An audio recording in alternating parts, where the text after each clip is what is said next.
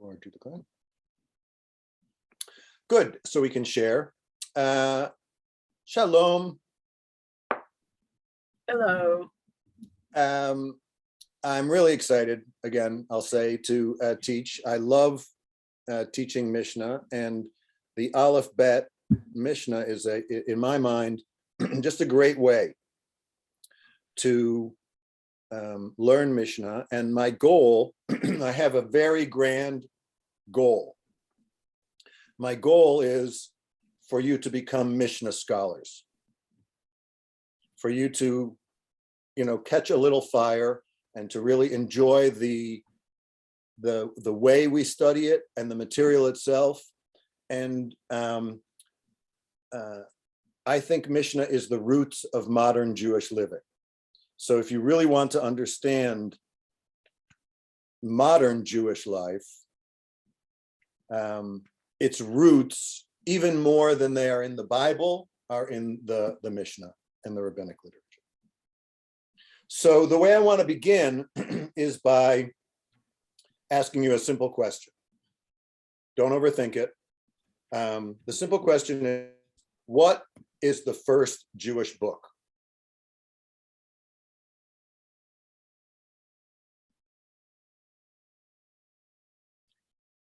No idea.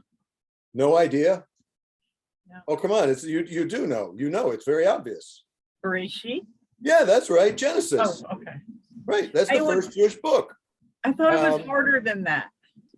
No, that's why I said don't overthink it. The Torah is the first Jewish book, and by extension, the Tanakh. Right. So I want to. The Tanakh is a three-letter acronym standing for Torah, the 5 books of Moses, Nevi'im, the prophets, all the books of the prophets, and the kings and the judges and Joshua, those things, and then Ketuvim, the writings, all the Megillas, Jonah and Esther and Chronicles and Ezra and all the stuff in the back of the book. That's the Tanakh. This. It starts with Genesis and it goes all the way through Chronicles. If I were to ask you, how is this Jewish book organized? What would you say?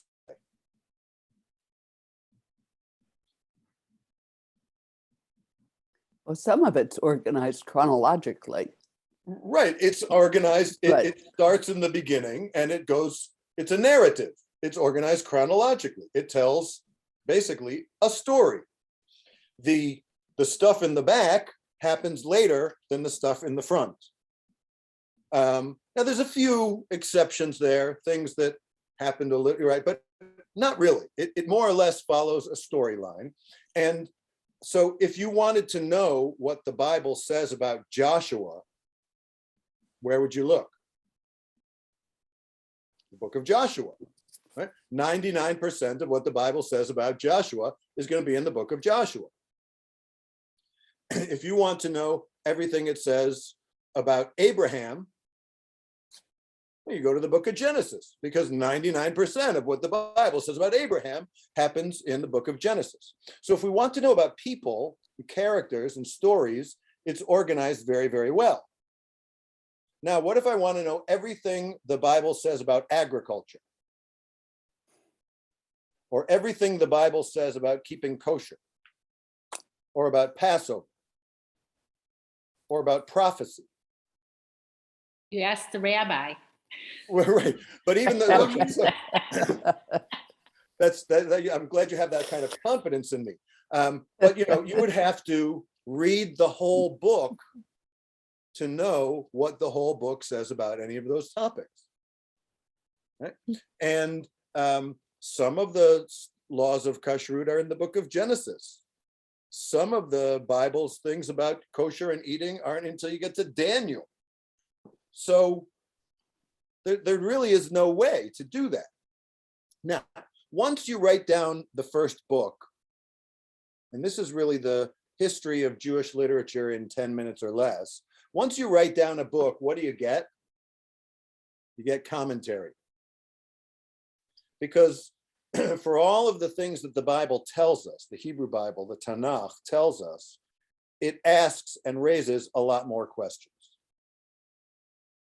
What do you mean, slaughter the animal? How? What exactly does that mean, fins and scales? There's a lot of questions go into that. And as a result, you get what's called Midrash. You familiar with that term? Midrash means a question. Lidrosh means to ask something or to seek out, to look, to be curious. Lidrosh. A midrash is an asking.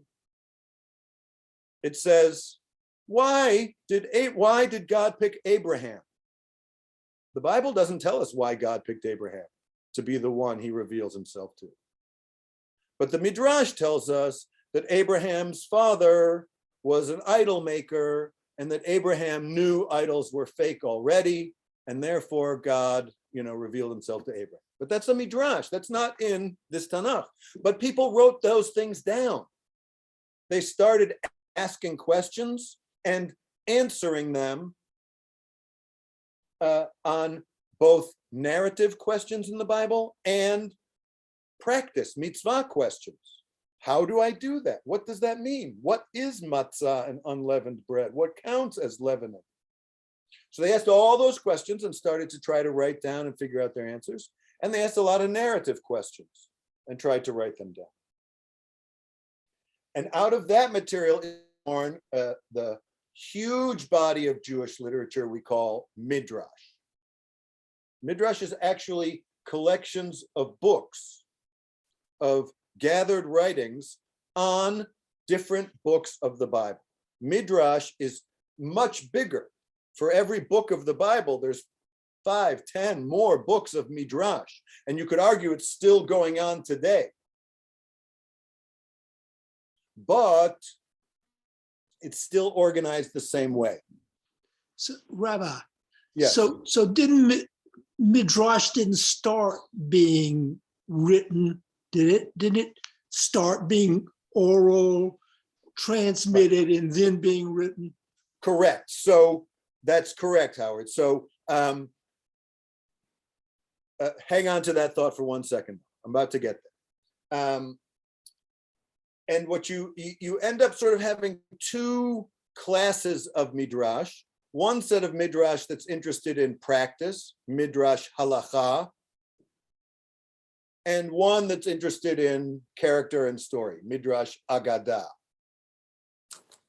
In the initial phase, we're talking about the period of history that is after the Bible, after the events described in the Bible, not after the final editing and the formation of the Hebrew Bible, but after the events of Jeremiah and the last of the prophets and Ezra and Nehemiah. We're talking about the initial return after the destruction of the first temple.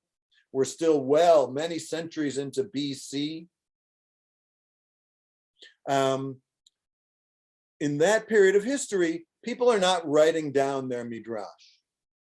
What I like to think of, this is how I try to visualize it, because a lot of early scholars still argue about how this stuff actually transmitted. But we know that it was primarily transmitted orally.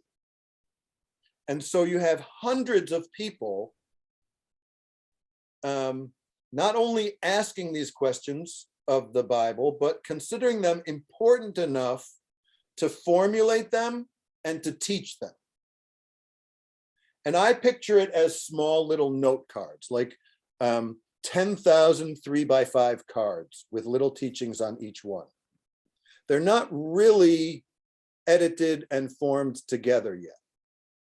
They're still just mostly comments on the Tanakh, little cards that you write and stick into the thing so that your book becomes thicker and thicker, but it's still organized based on the chronology of the Tanakh.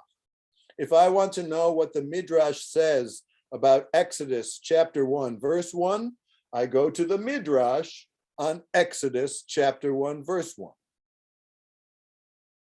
Now, all that was fine and good. Yes, you had a question. Yeah, any questions up to that? So Midrash preceded the Talmud. As a process and as a way of generating the raw material, yes. But it never had the authority that the Talmud has. So hang on, we're going to get there. Okay. Okay, now, all of that works perfectly fine until you're exiled from the land of Israel. And in the year 70 of the Common Era, the Jews are exiled once again from the land of Israel. The temple is destroyed. Jewish autonomy within the land of Israel, and really almost anywhere, disappears for another 1800 years until within the lifetime of many of us. So now you no longer have the ease of oral transmission. When everybody lived in Eretz Israel, you could all just talk about the same things and everything was fine. But when one person lives in Spain and one person lives in Iraq and one person lives in Germany, how are you going to have any continuity? Not to mention the fact that the temple is now destroyed. The whole centrality of Jewish life, the anchor, is gone. So you need kind of a portable anchor, a portable repository, something which can be easily taken and which will build a bridge between the days of the temple and whatever comes beyond it. That's the Mishna. In the 1st century and in the early 2nd century, 1 or 2 remarkable scholars, first somebody called Rabbi Meir. We'll learn a little bit of Rabbi Meir's teachings. He was an actual person. He lived in the 1st century, and he's generally considered to be the prototype organizer of the Mishna. And his principal disciple is a man named Rabbi Yehuda, who we call Rabbi Yehuda HaNasi. He was the Nasi, the exilarch. He was a political leader as well as a religious leader, and sometimes he's just called Rabbi. And he is considered the editor and author of the Mishna.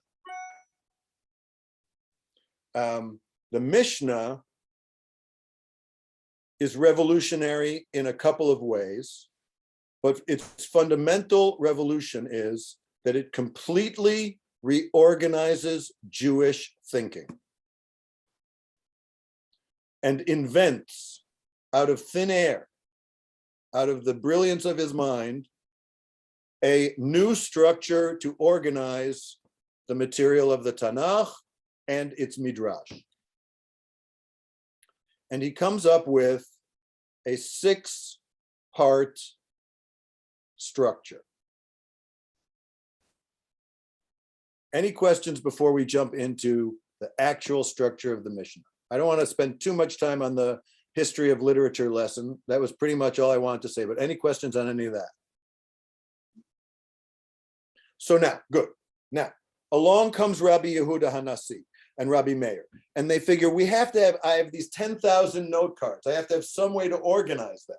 How am I going to manage to teach everything, the growing body of Jewish knowledge? How am I going to organize that?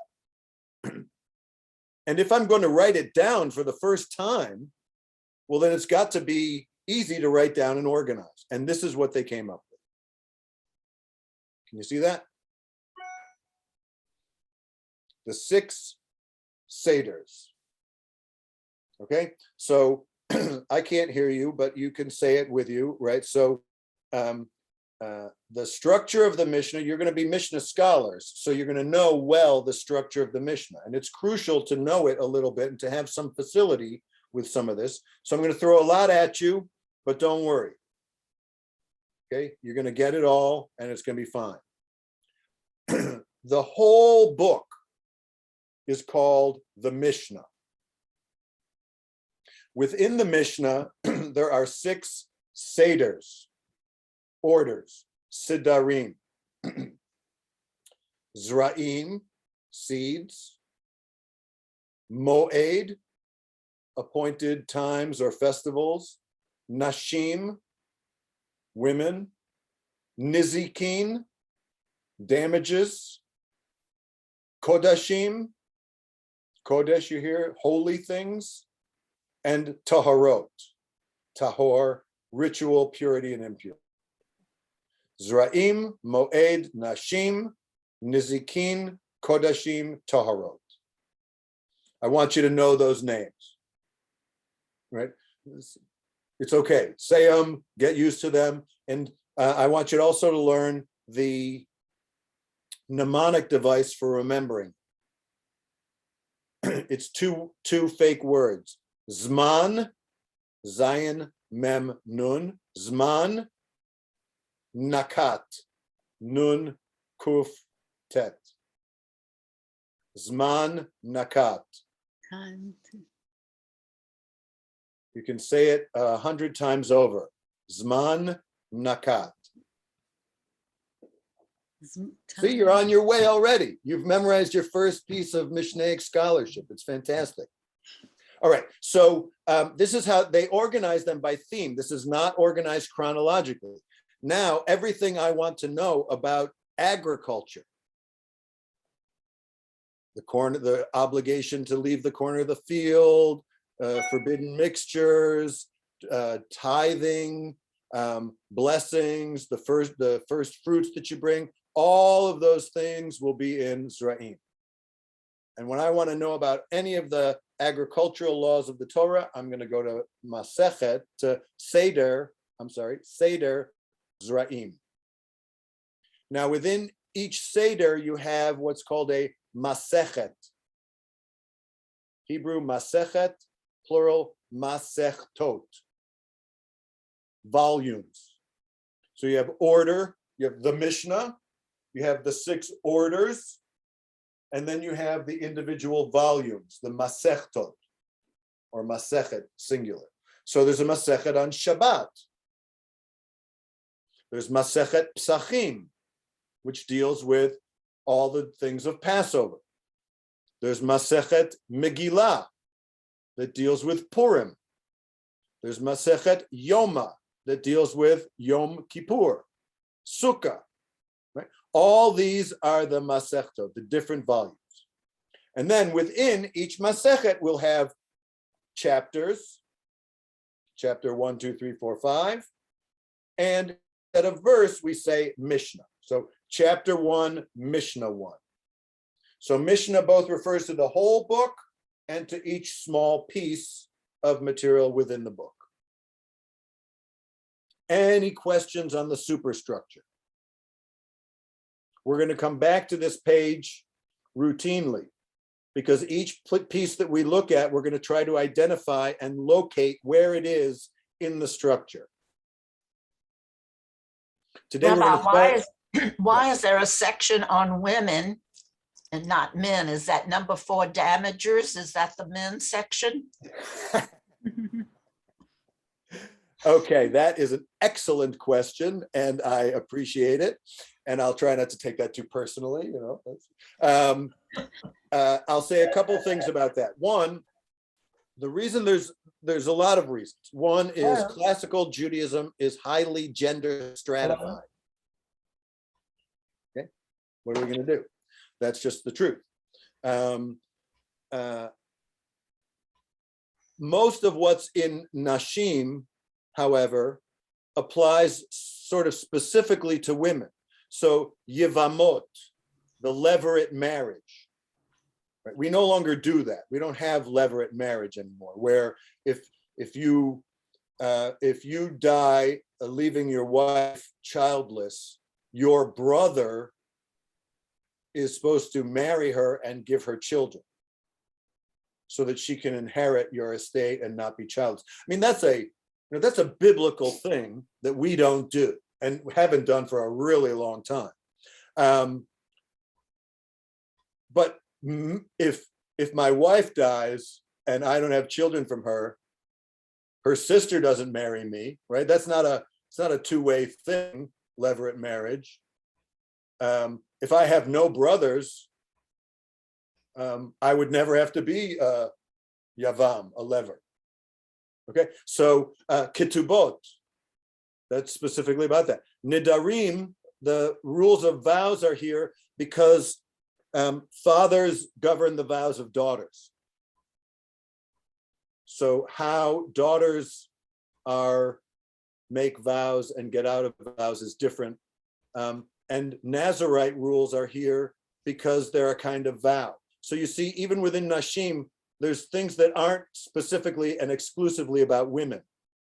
And then these last things, the sota, the suspected adulteress, gittin, or laws of divorce, and laws of betrothal and marriage, those obviously all have to do specifically with women. As far as why isn't there a section on men, the simplest answer I can give, without getting into a whole, discourse on it, is from the earliest times, it was understood that the Bible applied to both men and women, even though it is phrased in the masculine. It says, "You shall not kill," but it says it in the masculine. Does that mean that women don't have to follow that rule? No, it doesn't mean that. Okay, so damagers, you could be to the extent that the damagers mean human damagers, not or animals or negligence or other kind of torts. It means men and women. Okay. Any questions on that big structure or anything else I did? And if not, we're going to jump into the material. You mentioned that these might be the basis for a lot of modern Jewish life. And yet in the Nashim section, we just talked about how many are no longer used. In general, of the 36, 40 that we saw, how many, a third, a half, a tenth, how many are no longer? Great. So just quickly,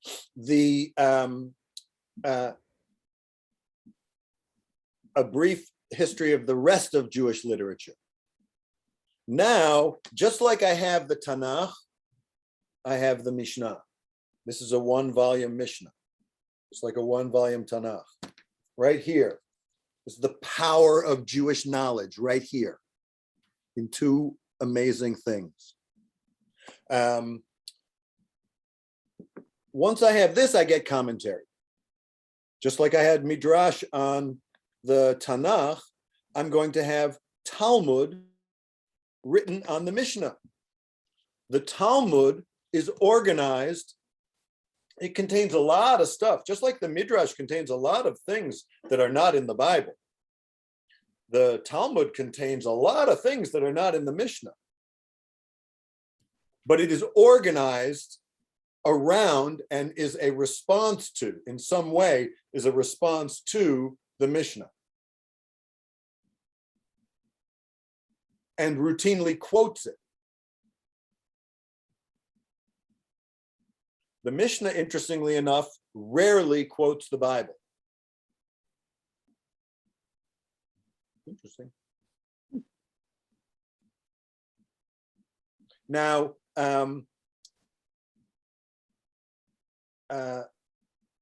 in the Talmud, Barbara, the Talmud, let's say the Mishnah is edited and takes its final form in the early 2nd century of the Common Era.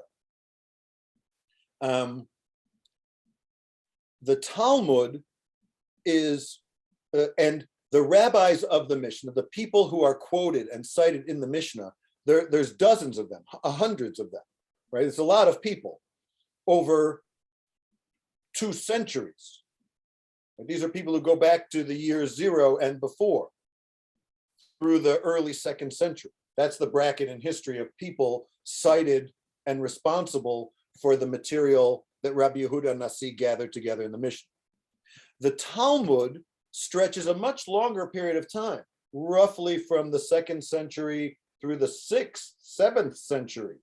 It's 400 or 500 years until the Talmud takes on roughly its final form.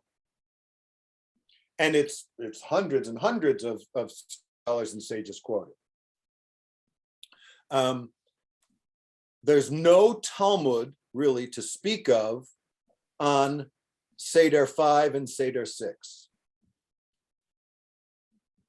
Kodashim, which deals with all the implements and dealings of the temple, is in the Mishnah. Even though the temple is destroyed by the time the Mishnah is finalized, the Mishnah dedicates a full third, 2 Sedarim, to the affairs of the temple, the purity of the temple and the holy stuff that's in it, and how the daily offerings, etc. But the Talmud does not, because there's no practical application to it. In the 2nd century, there's no temple. So I can study about what used to be, what the Mishnah describes as how it used to be, but I have no give and take on, well, what do I do for the holidays this year? With one exception, Nida. There's one aspect really of ritual purity and impurity that's still operative, and that is the purity and impurity of women during menstruation. And so there is a Talmud to Masechet Nida, even though all the rest of Taharot and Kodashim do not really have any Talmud, so to say. Mikvaot. Mikvaot, not so much, because the only mikvaot, there's actually 6 different kinds of mikvaot, not just the mikvah for that we think of as mikvah. So it's a much broader topic than what you think. And all the specific laws of mikvah as relates to Taharat HaMishpacha are in Masechet Nida. Thank you. I did want to point out one other thing that I thought, I'm sorry, Margaret, No. I thought was really interesting. I don't think I've ever seen a Mishnah held up next to a Tanakh before. And you can tell which one is the fatter book unless they switch print size. Yeah, right.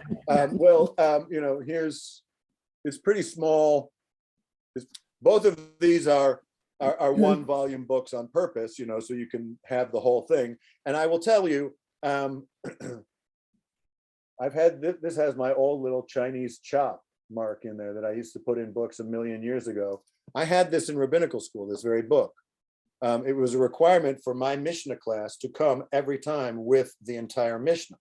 You had to have this, because we routinely cross-referenced. And you'll hear me talk about my Mishnah professor, because I have unbelievable level of admiration for him. And he is foundational in shaping my academic and intellectual life. So I'm grateful to him, really, in an unbelievable way. But I'm not exaggerating, he knew it by heart. He memorized the whole thing.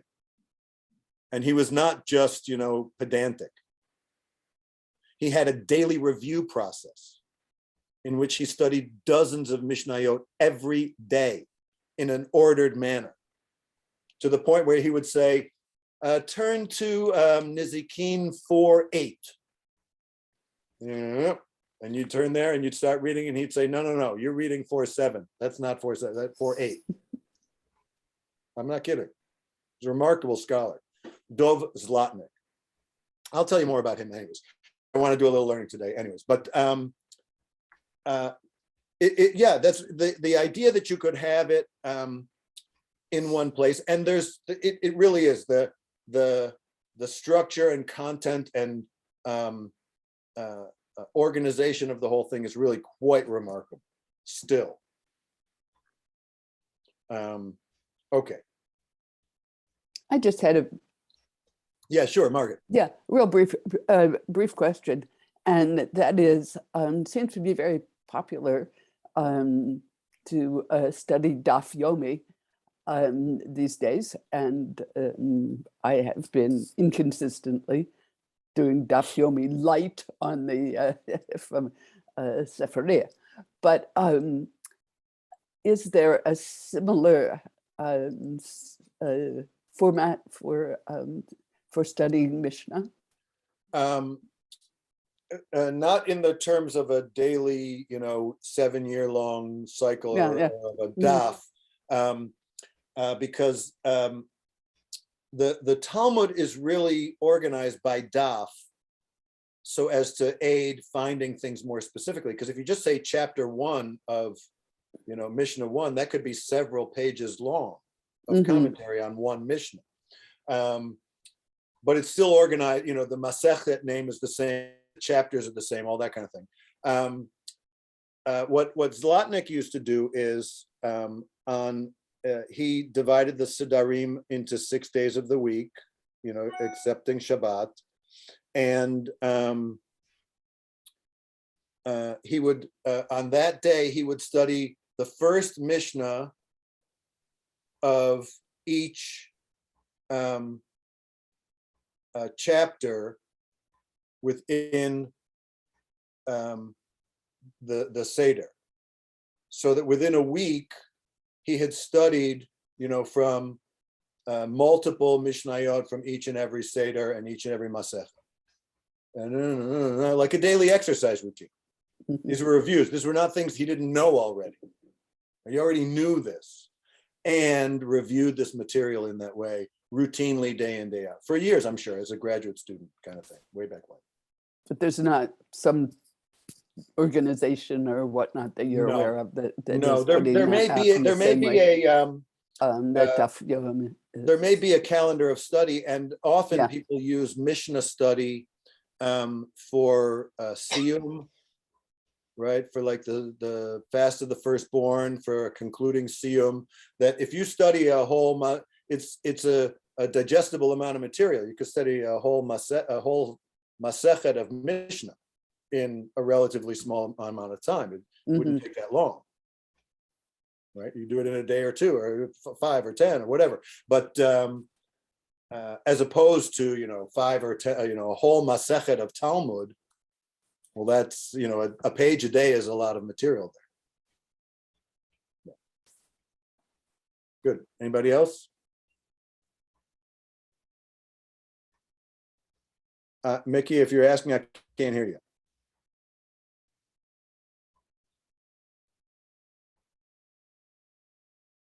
Okay, can you hear me now? Yes. Is it possible for us to get a copy of the Seder, the 6 Seders? I think it would be helpful. It would for me. Yep. Hang on one second. Let's see. Can I, will the chat accept? But I just took a picture of it. I could send the picture to Mickey.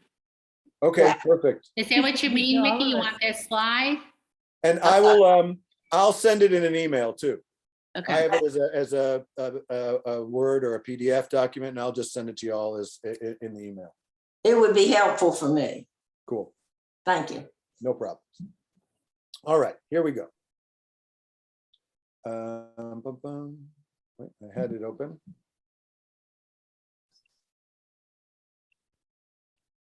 Give me 1 second.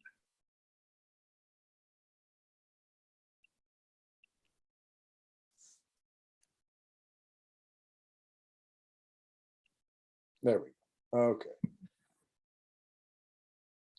Why isn't it showing me on the screen? Let's see. Share the screen.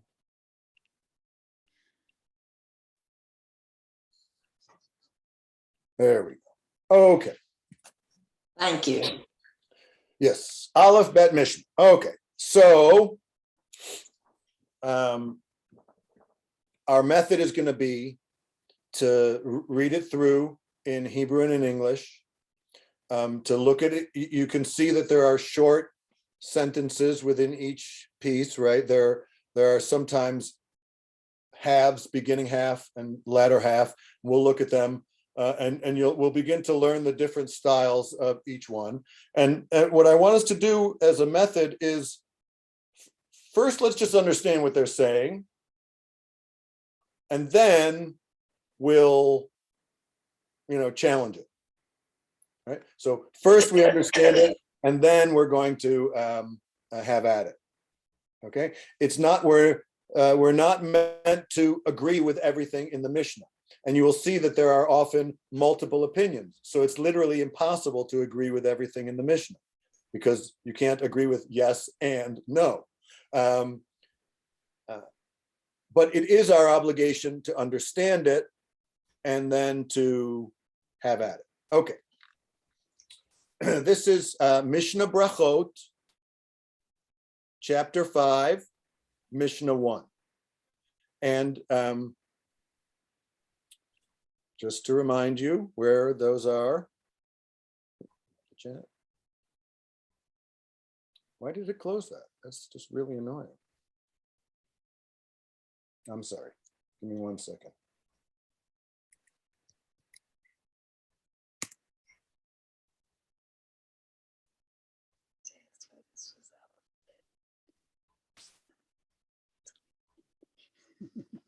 Okay, Brachot is the first Masechet in Seder Zra'im. So we're in the first Masechet of Seder Zra'im, the 5th chapter, the first Mishnah. What do you think Mishnah Brachot is about? Blessings. Blessings. It's about brachot. That's right, and also about tefillah. Most of the discussion of tefillah, qua tefillah, is found in Masechet Brachot. Ein omdin. Can we say Shehechianu together? Baruch Ata Adonai Eloheinu Melech Haolam Shehechianu V'Kiyamanu V'Hikyanu L'Olam Ha'azeh. That feels right. Ein omdin hitpalel ela mitoch koved rosh. We do not stand up to pray unless we are in a koved, kavod, a serious frame of mind. Covet honor. What do they mean standing up to pray? What prayer do we say standing up? Amidah. Amidah. Amidah. So it appears we're talking about the Amidah. And so you don't stand up and say the Amidah unless you have kavod, a respect, an honor, a serious frame of mind. Anybody here else guilty of transgressing this instruction? Anybody? Anybody? Right. That's a very high standard. Very high standard. I mean, like, wow. Okay. Chasidim Harishonim, the early Chasidim. The Mishnah occasionally refers to this group of people. It means some group of people earlier time who did this that way. We're not really sure who they were. That they hayu shohim sha'a achat.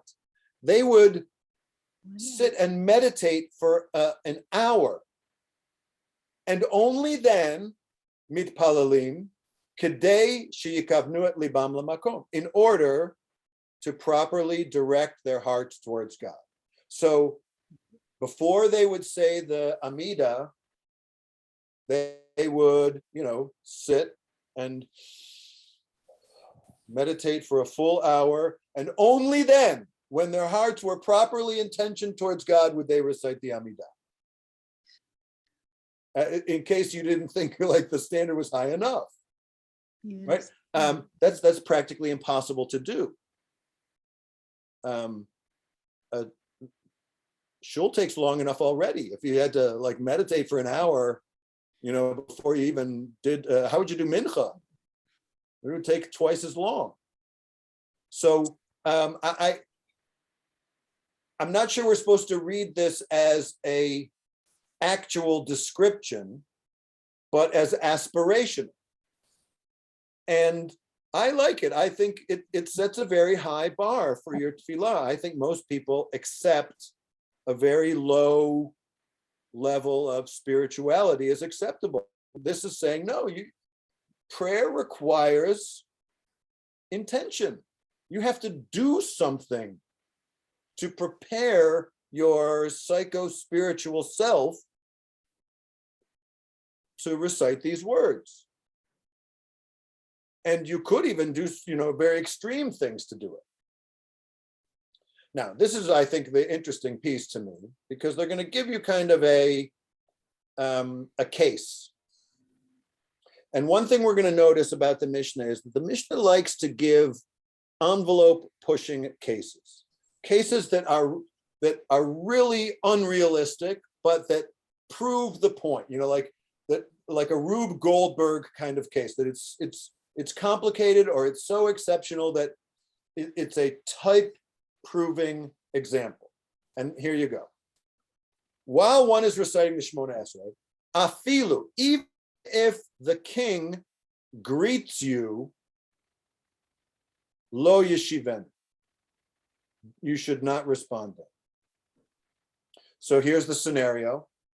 You're in shul on Shabbos morning, and the king or the president, whatever you want, right? Someone who it's when they come in the room, you stand up, when they, whatever it is, they come in the room and they sit down right next to you in shul on Shabbos morning, and they say, Cindy, Shabbat Shalom.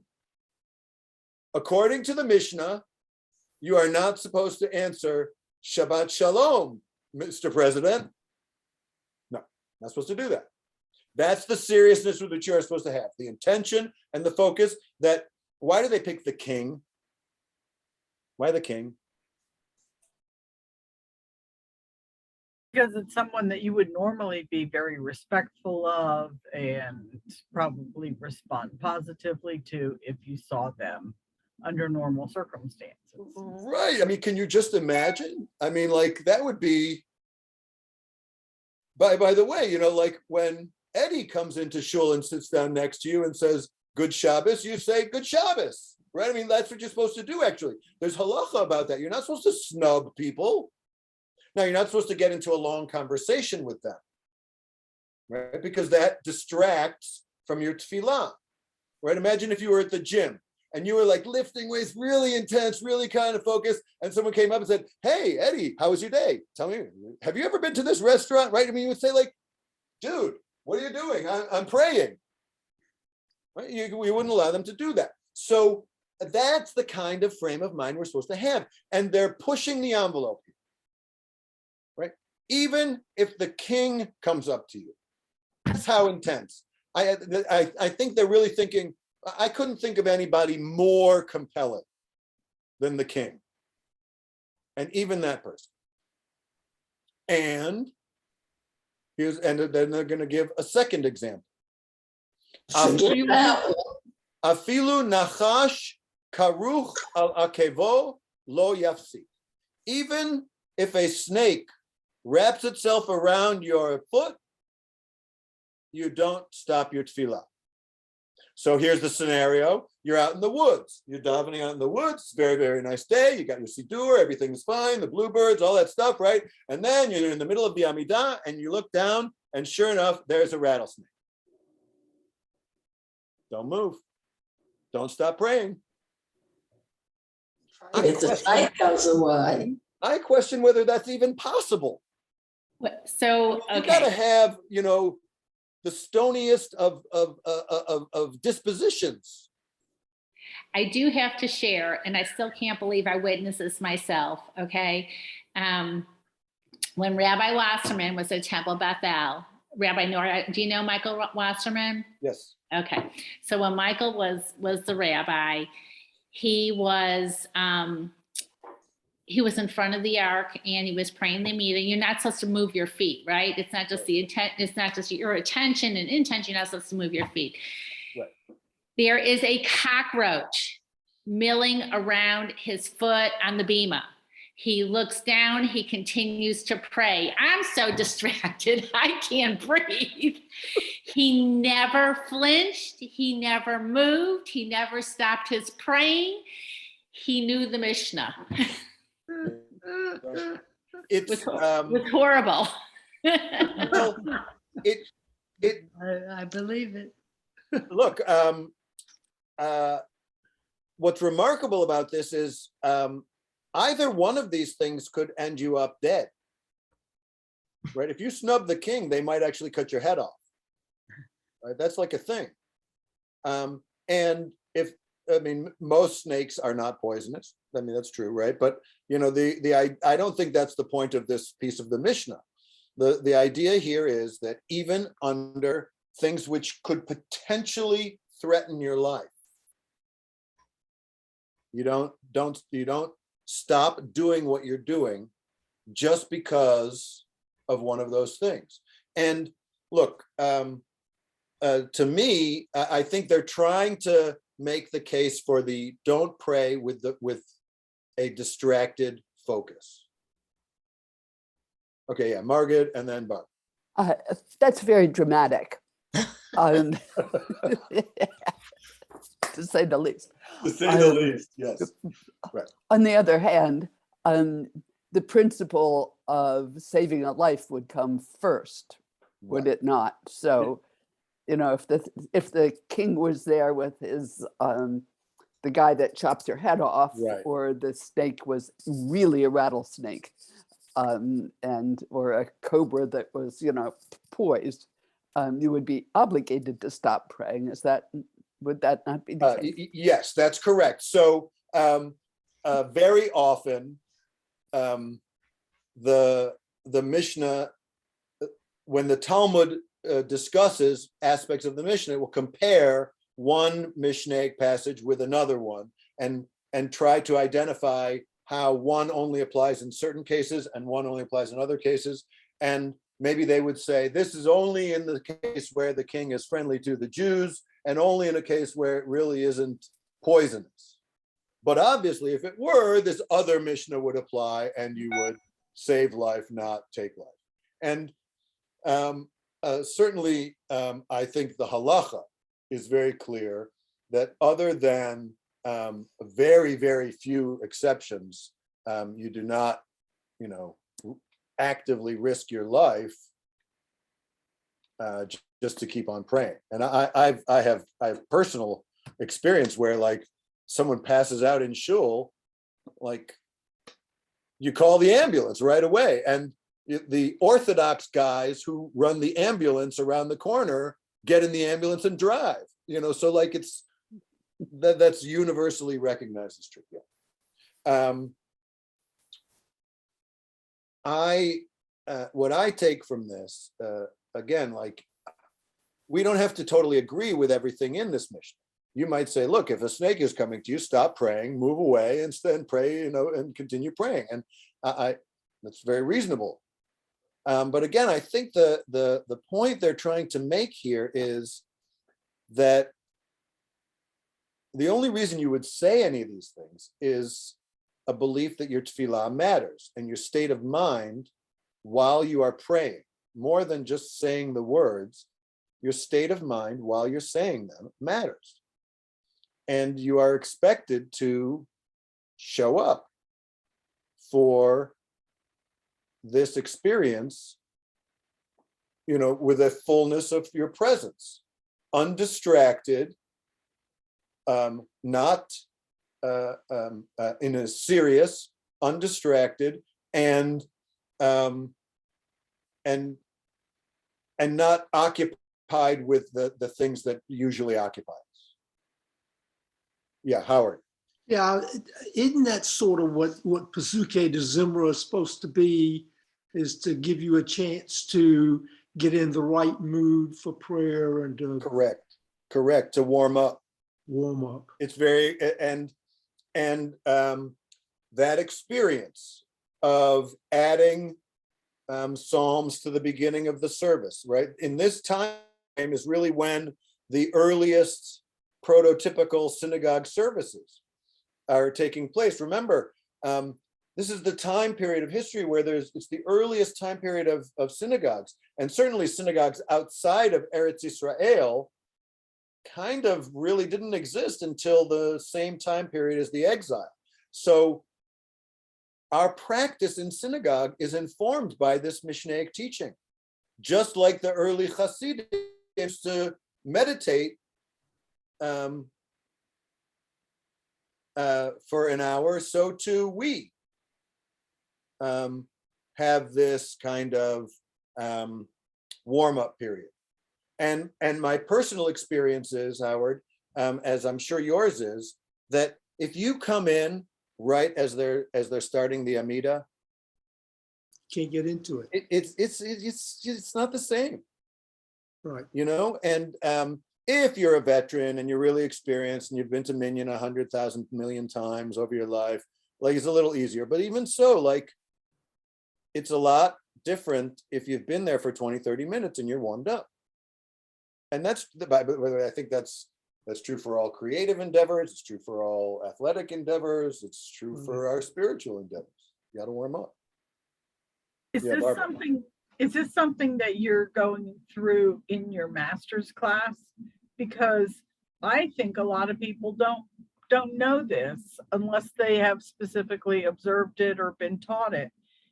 There's a congregant that I sat near when we were under normal circumstances who was, I think, very cautious, very conscious of this teaching, but had a family member who would always seem to come in the middle of Mishna and caused all the aggravation of, oh, let me move out of the way, let me get in there and get in my seat in your row, that kind of thing.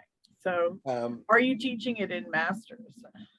It's not the intended curriculum of that class, but yeah, we do talk about sort of how to's, very practical ideas about how to pray better. And look, everybody should be friendly in shul, but you should not sacrifice your the practice, the training experience that you come there to have, just to be nice and schmoozy. That's why we have kiddush. That's why people go out in the hallway. When you're on the mat, you're sparring. When you want to stop sparring, you get off the mat. So, and I think that's really true in shul as well. Having said that, I think the reality is a lot of people come to shul. Shul is not just a Beit Tfilah, it's also a Beit Knesset. It's a social gathering place. And a lot of people come more for the Knesset than for the Tfilah. There's that old joke, this guy comes to shul and he sits in there, he hasn't been for a really long time. And there's two guys in front of him. One of them is just sitting there. He doesn't open the Siddur the whole time. He's just doing nothing, whatever it is. And the other guy is really praying and he's always on the right page. He stands up and sits down, he's shuckling back and forth. So after the service, the man asked him, asked the guy who wasn't praying, he said, can you tell me, like, you were sitting here like me, sort of quiet, but that guy was always up and down and doing all this stuff. He says, yeah, that guy there, that's Joe Cohen. Cohen, he comes to talk to God. Me, I come to talk to Cohen. So, you can like that joke or not like it. It's I think it's both. It could be both, right?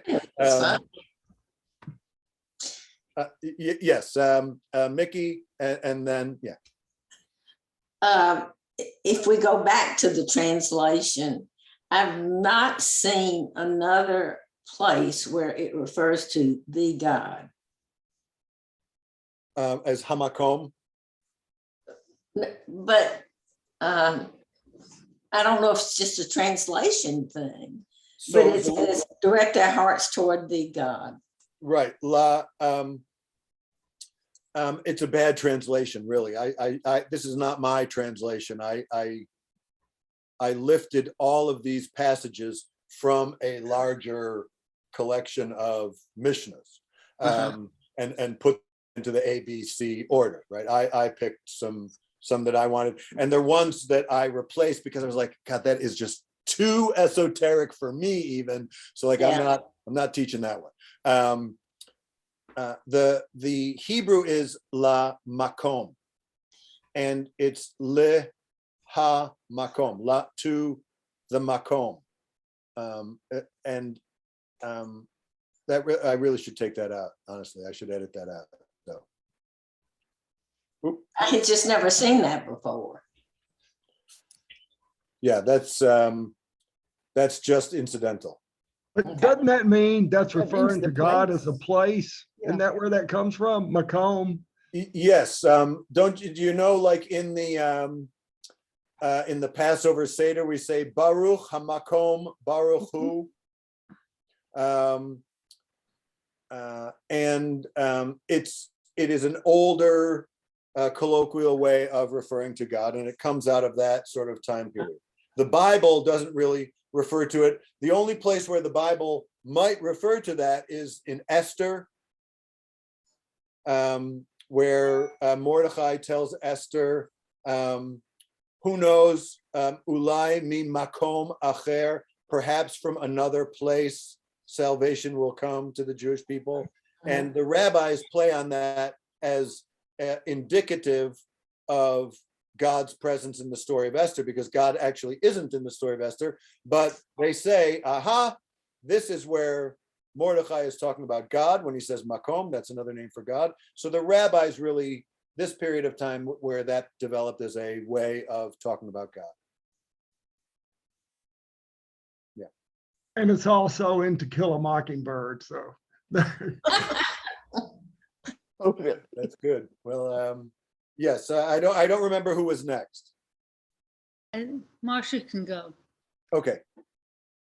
Rabbi, first, people have to get to the Amida because people who are not familiar with the service do not even know, they can't follow the service exactly. And most time pages are not announced, Right. Which is one of my pet peeves. And some people just, they can't pray it because they haven't found it or they don't know where it is.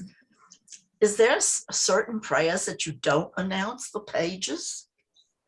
The Page number? Right. So I feel like you asked more than one question.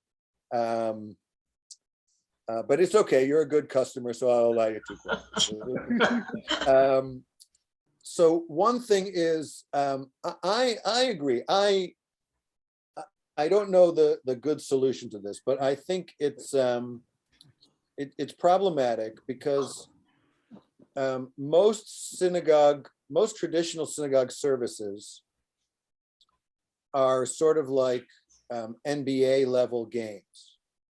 But most daveners who come in are kind of like on the high school ball team, right? They're good. I mean, guys who play high school ball are good, but you put them on a pro court and forget it, right? I mean, they'll be left in the dust, and they won't actually enjoy it very much because they don't know the plays. They don't know what's going on. There's a whole other level. That's a whole other level of game, right?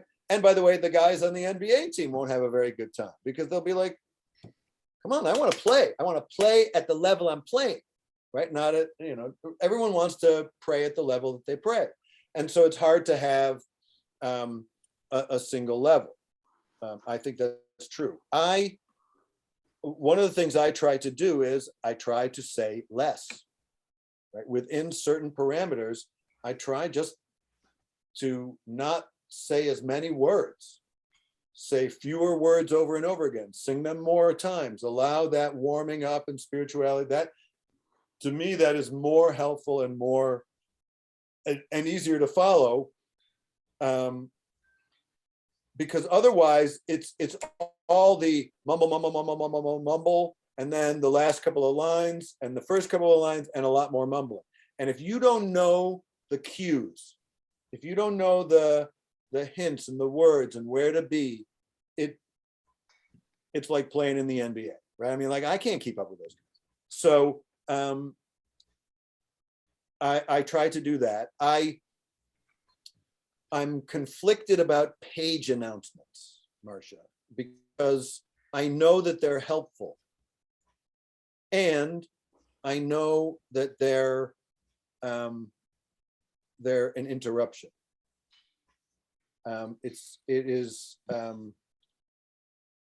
They're both. So I try to announce pages if we skip a bunch of pages, if it's not just the next page, right? I try to announce pages because then you really have to know which page we're going to. You can't just go to the next page and catch up. So sometimes I don't announce it, especially when it's just the next page that we're going to. Like Ahava Rabbah, we're leading into the Shema. I don't announce 153 after we've been on 152 because it's the Shema, and I really do feel like almost everybody knows that's where we're headed. And if you just flip the page, you'll see it's the Shema. So that's often where I don't announce the pages, and where I do. And that's kind of a balance. The one piece of advice I would give, and I don't know, you might not like this piece of advice, is get better at it. It's a practice, and to see each time you come to shul as practice. I'm coming this time so that I can keep up this time and know where we are. And here's where I would say it is acceptable, in my opinion, to sit next to somebody and talk to them, is find somebody who's good at it and sit next to them and watch them flip the pages a couple times.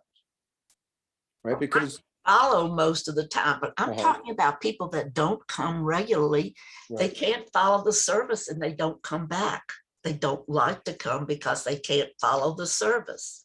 They want to, but it's boring if you don't know where the prayers are. Right. Yeah, you're right. It's why places have learners and beginner services, because if we slowed everything down to beginners level, the regulars would also be upset, because they come for a level of intensity and experience that, you know, if we only did 5 or 6 things and not 15 or 20 things, believe me, I'd hear about it. But I will say this, as you know, I draw a lot of analogies to my experiences in Taekwondo class. The tefillah is a ongoing experience over multiple times. It is not something you can come and do and experience once and get any benefit from. Just like if you came to one Taekwondo class, I mean, what would you get? Very little, right? It's premised on repetitive practice and coming routinely and intending to get better at it as you go through. But at the same time, I will say, like, there are times where you come, and in this Taekwondo class, we work on this one kick the whole darn class. Can you imagine if you came for Shabbat? This Shabbat, we are going to work on the Amida. That's it. We're going to warm up a little bit, about 15, 20 minutes of Psuke de Zimra, and then we're going to daven the Amida 4 times through. What do you think? Well, I just People hear would people, learn. I just People hear would- people say they don't know what page we're on. They don't want to come anymore. Like, I just started going to the Minyan several months ago.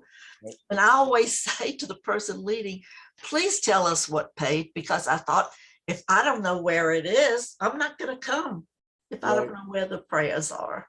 Well, I would encourage you to come even if you don't know what the pages are. And that's not just for this, Marcia. It's for everything in life.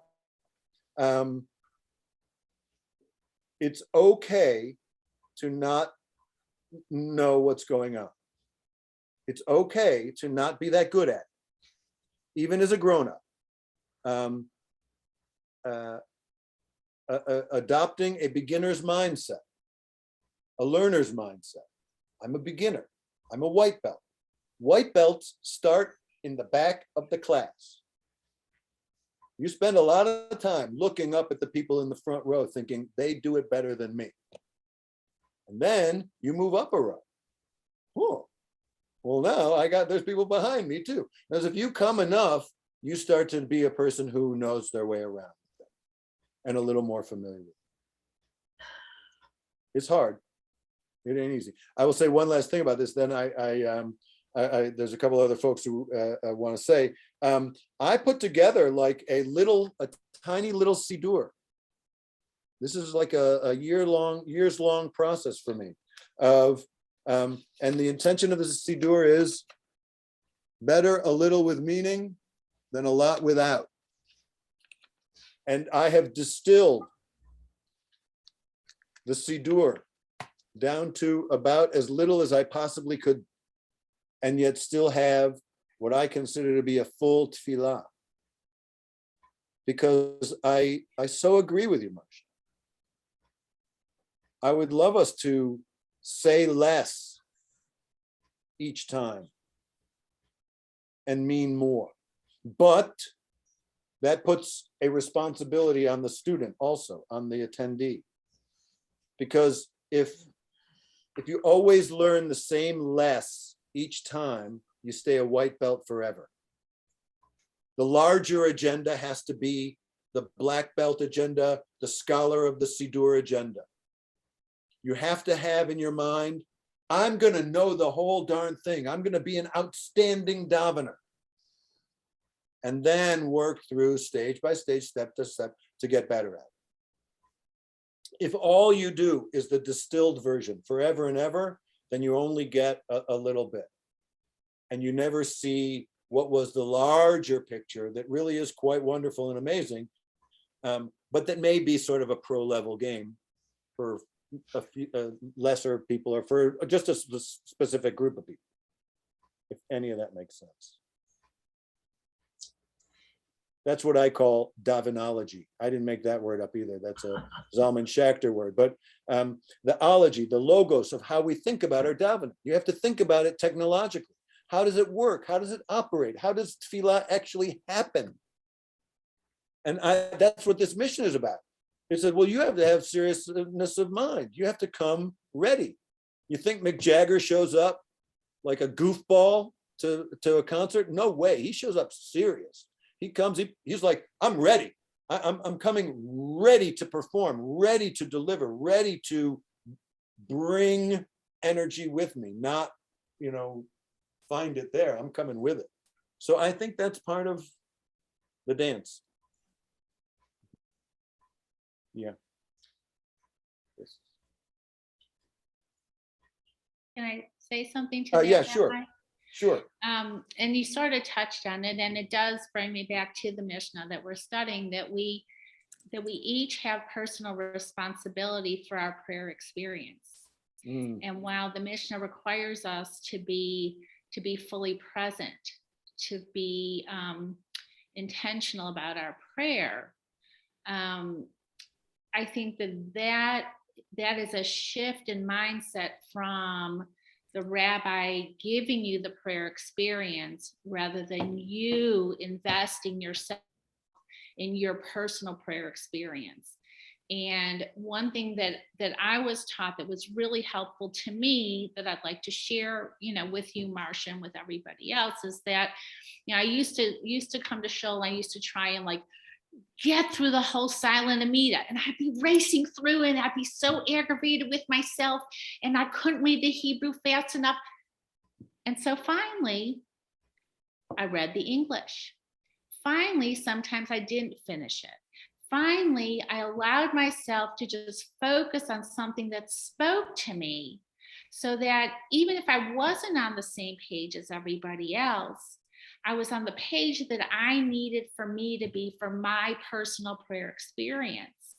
And I think that that's something that our tradition maybe encourages or allows, that we don't have to be on the right page. We don't all have to be on the same page, but we do, like the Mishnah said, we do have to be intentional and responsible for our own prayer experience. Well, it's not a problem for me, but we're trying to get new members, and you want them to come to services, and they say, I can't follow the service. And so in my opinion, the answer is, you don't have to follow the service. Be there and enjoy what you can. If you can come to the service and just enjoy the cadence of the Torah, come for the Torah service. And I'm sorry, Rabbi, you want everyone there for the whole thing. No. The longest service, just saying. If that's what you love, if that's what speaks to you, come for the choreography of the Torah service. If you love the sermon, come for the sermon. The entire service may not speak to you yet. Do it first and then you understand. And that we don't all have to be perfect at what we do. We just have to to not just show up, but really show up. And that's what I would say. Okay, that's good. I like that too. I really do.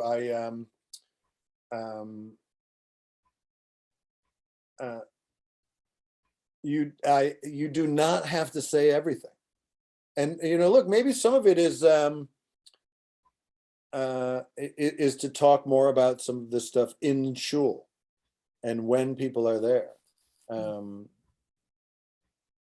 Yeah. That would be good. Yeah. Yeah. Mhm. I think some of it is people just need permission too. Like they've been bullied, into thinking, unless you do it this way, you're not doing it right. Oh, God. That is just the worst. Like, yeah. Mhm. Yeah. Margaret. I was just going to say, I often leave services early because I cannot keep the intensity that I feel that is appropriate. And so I just leave. I miss some good advise, lunches, but right. I advise if you're going to only stay for 2/3 of it, come from the first 2/3, not the last 2/3. Why? Well, it's there's a few dynamics at work. One is it's earlier in your day, and so your defenses are lower, and your whole biology is more open. Two, Musaf is a yawner. I mean, it's literally supplemental. It's non-essential. I mean, it's the name of the service is supplemental. So there's that. Psuke de Zimra, the idea of a warming up and a growing movement of energy in the tefillah itself, and then to end with the Torah service, and sort of the intellectual stimulation of everything of the Torah service, and then put the Torah away and go home. Yeah. don't tell Bernard Axel. No. Well, look. I'll try it that way in the summer. Yeah, right. I'm almost always in favor, though, of a very quick end of the service in that regard. Like once we put the Torah away, if we're going to do Musaf and whatnot, let's not do all of the different things and this and that secondary thing and 3 more things and the announcements and the come on now, what was 5 minutes became 25 minutes. And that's a big difference in terms of flow and energy. And like you said, Margaret, maintaining that level, right? There's a point at which, I don't have that much more to put out there on, on the table. So, and I think that's very natural. We shouldn't ignore that kind of thing. Yeah. All right. Anybody else? Any last words? Anything else? I just agree with Cindy. I hate minion. I show up to be the 10th person, but I pray, I sing to myself, 10, 15 prayers as they go along, and I don't, because when they go, it means nothing to me. Yeah. But the melodies and everything is what carry me. I'd much rather repeat, like you were saying. I'll say as the last word, I appreciate what you said. It may even mean nothing to the other people too. They just pretend. But I will say in Dov Zlotnick's name, because he used to teach this all the time, he'd say the reason you go to daily minyan is that some days you will be the one who carries the minyan, and other days the minyan will be the ones that carry you. So it's okay to go some days and just sit there and listen to the Torah service, just listen to it. Like I'm just here, they're carrying me today. Some other day when someone else is tired and in need of that support, I'll sing a little louder on that day because I'm carrying them. So thank you, everybody. Have fun this weekend. I will miss you all. Be nice to your guest. Have a good time. Ask him good questions and show him that Birmingham's a really great place. And Sunday night, I'm doing the Tu B'Shvat Seder this coming Sunday night. That's going to be a lot of fun. It's just going to be a really good time. A shop for yourself shopping list, choose of amongst these things went out, I think, in the week, the email, and it'll go out again to anybody who registers for the class to get the Zoom stuff.